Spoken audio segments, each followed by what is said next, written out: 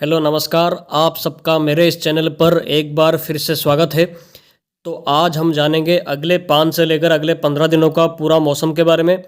कहाँ कहाँ पर बारिश, आंधी तूफान होने की संभावना है और कहाँ पर टेम्परेचर कैसा रहेगा और नया सिस्टम को लेकर अभी फोरकास्ट क्या है, इस पर डिटेल में डिस्कस करेंगे।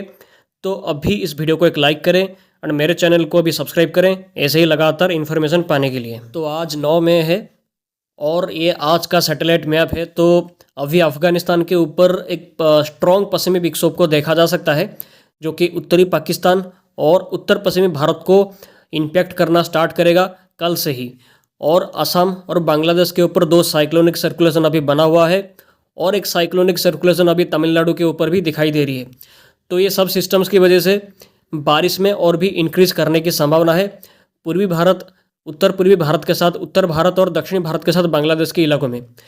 तो आज से लेकर 12 मई तक वेस्ट बंगाल, सिक्किम, बिहार, झारखंड के साथ उड़ीसा, मराठवाड़ा, वेस्ट मध्य प्रदेश, ईस्ट मध्य प्रदेश, विदर्भ के साथ छत्तीसगढ़ के कई पार्ट्स के साथ असम, मेघालय, नागालैंड, मणिपुर, मिजोरम, त्रिपुरा, अरुणाचल प्रदेश के अधिकांश हिस्सों में गरज चमक के साथ भारी बारिश हो सकती है और ओलावृष्टि की संभावना भी दिखाई दे रही है। इसके साथ विंड स्पीड 50 से लेकर 70 किलोमीटर प्रति घंटे की बारिश के साथ ये सभी पार्ट्स में रहने की संभावना है।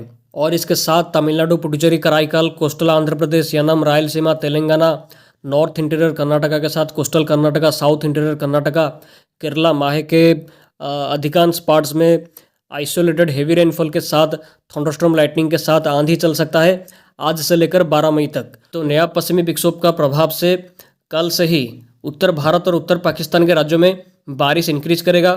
तो जम्मू कश्मीर, लद्दाख, गिलगित बिल्तिस्तान, मुजफ्फराबाद, हिमाचल प्रदेश और उत्तराखंड के पार्ट्स में आज से लेकर 13 मई तक बारिश और स्नोफॉल का एक्टिविटीज़ में इंक्रीज करने की संभावना है। और उत्तराखंड के कुछ पार्ट्स में हेल स्टॉर्म भी होने की संभावना है 9 से लेकर 12 मई के बीच में।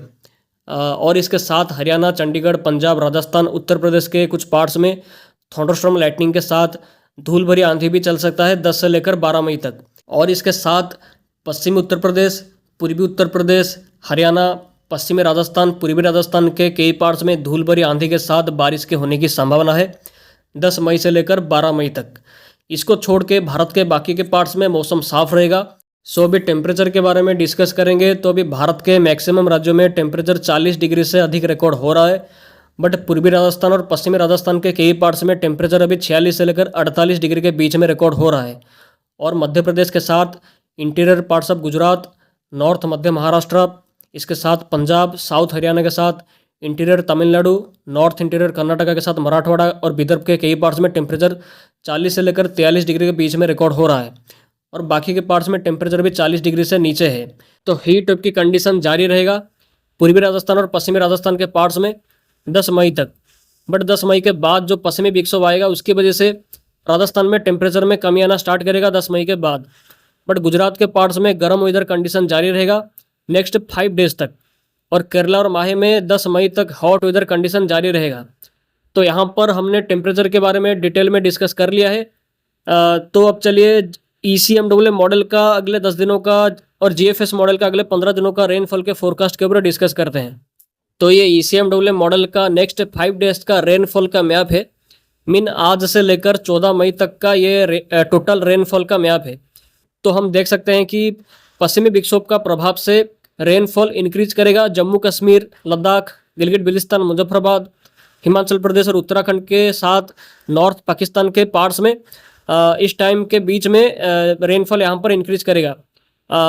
इसके साथ पंजाब, हरियाणा, चंडीगढ़, राजस्थान के साथ उत्तर प्रदेश के आइसोलेटेड प्लेसेस में रेनफॉल इंक्रीज करेगा इस टाइम के बीच में।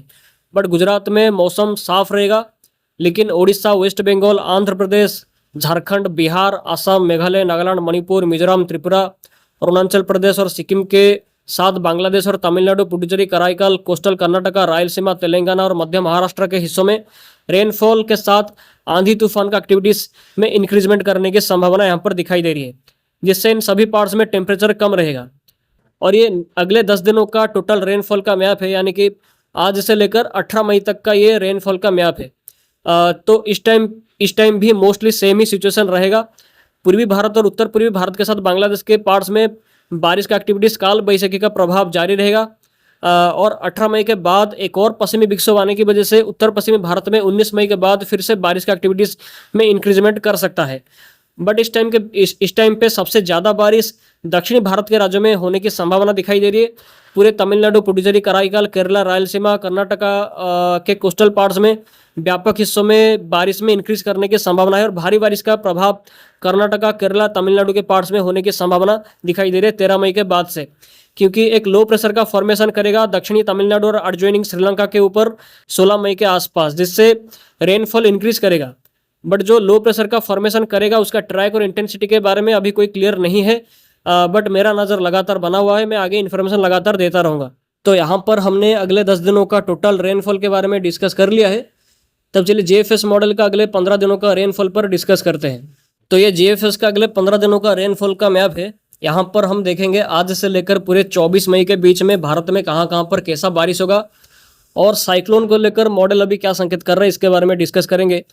तो पश्चिमी विक्षोभ का प्रभाव से कल से उत्तर भारत के राज्यों में और उत्तर पश्चिमी भारत के कुछ पार्ट्स में बारिश में इंक्रीजमेंट करने की संभावना है, जो कि 10 से लेकर 13 मई तक नॉर्थ पाकिस्तान के साथ जम्मू कश्मीर, लद्दाख, गिलगित बिल्तिस्तान, मुजफ्फराबाद, हिमाचल प्रदेश और उत्तराखंड में बारिश में इंक्रीजमेंट करने की संभावना है। इसके साथ राजस्थान, पंजाब, हरियाणा, चंडीगढ़, उत्तर प्रदेश के भी कुछ पार्ट्स में धूल भरी आंधी के साथ हल्की बारिश होगी 10 से लेकर 12 मई तक।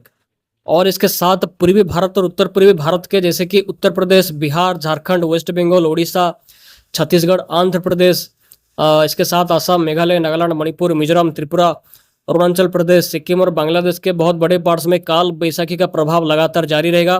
13 मई तक लगातार जारी रहने की संभावना है।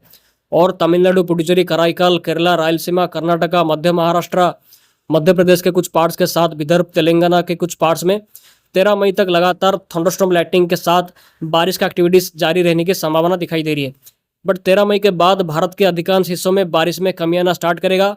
बट बहुत सारे मॉडल्स ऐसा फोरकास्ट कर रहे हैं कि 10 से लेकर 12 मई के बीच में एक साइक्लोनिक सर्कुलेशन का फॉर्मेशन करेगा दक्षिणी तमिलनाडु और श्रीलंका के आसपास में, जिसकी वजह से तमिलनाडु, कर्नाटका, केरला के पार्ट्स में 10 से लेकर 14 मई के बीच में काफ़ी अच्छी खासी बारिश की संभावना दिखाई दे रही है। बट ये सर्कुलेशन का फॉर्मेशन जो करेगा 13 मई के आसपास, उसका ट्रैक और इंटेंसिटी को लेकर अभी चीज़ें क्लियर नहीं है।